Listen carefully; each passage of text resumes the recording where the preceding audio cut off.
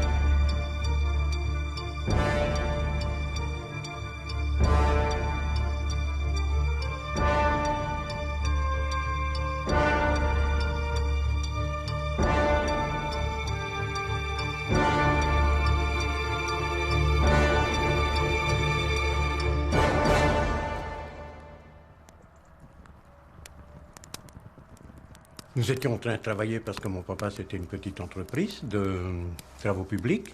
Et les Allemands sont arrivés à plusieurs voitures. J'ai été pris avec un ami qui travaillait pour nous, Gabriel Van Averbeek, et mon frère André, qu'on était à 3 pris. Et puis, on est arrivé à Tournai, au boulevard Léopold. Et là, en rentrant déjà au boulevard Léopold, en rentrant dans cette maison, il y avait du sang sur le mur et il disait « Voilà ce qui vous attend si jamais vous essayez de filer ». Et puis là, on est parti, on est resté 2-3 jours et on est parti par le train à Etterbeek, de la gare d'Etterbeek, sur l'Allemagne. L'atmosphère était plutôt gaie parce que les Américains avançaient tellement. On était déjà le 2-3 août.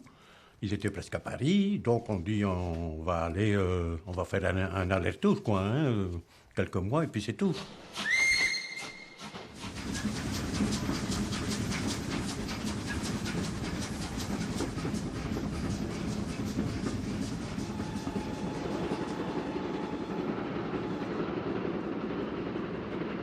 En toen zijn we heel de nacht door Duitsland gereden in traag tempo, want ja, alles was al min of meer naar huis in Duitsland. En zondags in de late namiddag zijn we aangekomen in Kala op het station.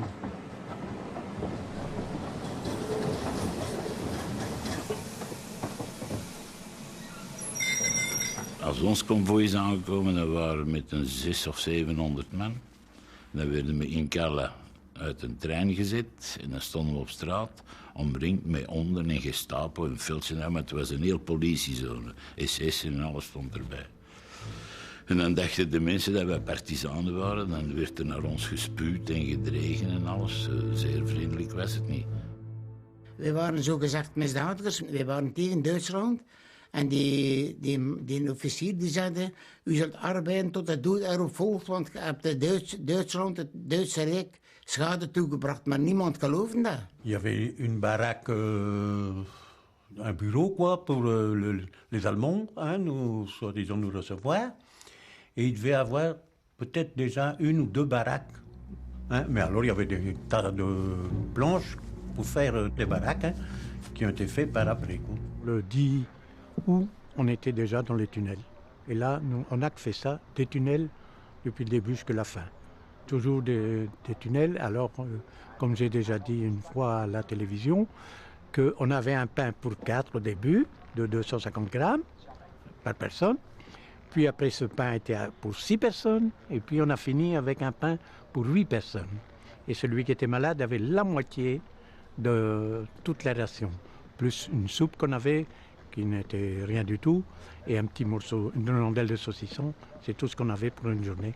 Et on devait travailler presque 12 heures par jour, parce qu'on avait plus d'1 heure à 1 heure et demie de trajet à faire avant d'arriver au tunnel qui se trouvait au milieu de la montagne.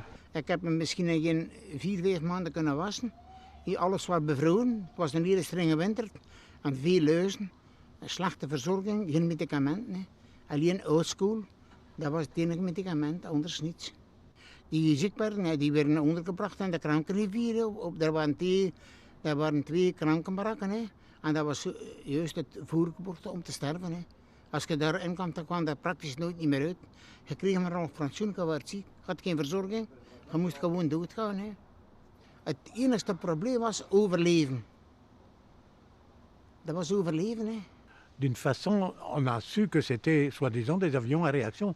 Mais nous, du fait qu'on creusait toujours des tunnels, je n'ai jamais vu vraiment les avions, à part 2-3 qui ont monté pour les essais, là, au-dessus de la montagne, qui avait une piste d'aviation au-dessus de la montagne.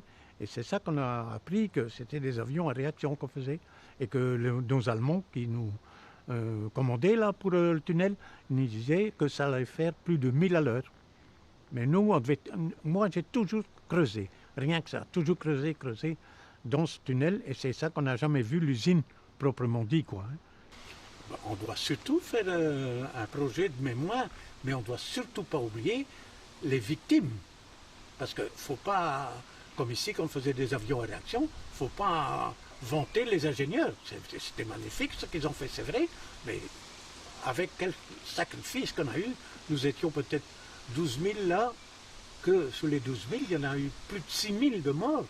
Et surtout ceux-là qu'on ne peut pas oublier. Parce que maintenant, lorsqu'on me voit, on regarde, on dit, non, de Dieu, eh bien, pour son âge, je vais avoir 85 ans, c'est magnifique. Mais lorsque je suis rentré, je pesais 36 kilos, 2 ans sans travailler. Bon, il faut comprendre que c'est la gravité des choses. Ja, dat slept ik jullie leven mee. Hè. Maar die verhouding tegenover de mensen is wel anders geworden. Hè. Ik heb wel ervaren dat er ook overal mensen zijn, minder goede mensen dan betere mensen. Hè. Maar je moet wel rekenen, die mensen toen die konden niet voor ons, want die stonden onder druk van het regime. Ze hadden niets te vertellen. Het mensenvergrijp was naar het oostfront. Voor die mensen. En die wilden dat vermijden. Hè.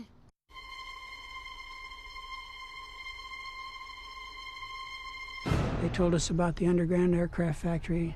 They pointed off in the distance to where they said, don't go there, there's typhoid and all that type of thing. I told my company commander that there were 15,000 people in these camps, that they needed medical attention, that they needed food. And I also told him about the aircraft factory. He radioed that back to our headquarters.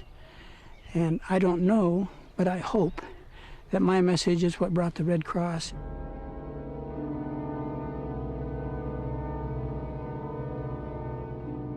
Quand moi je suis rentré dans le premier baraquement, il y avait tellement une odeur qu'on ne savait pas rentrer tellement que ça sentait mauvais. Et ces gens-là étaient malades, ils avaient la dysenterie.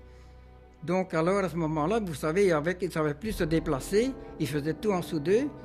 Et dire qu'il y en a qui couchaient à côté des morts même. Il y en a même qui couchaient à côté des morts, oui.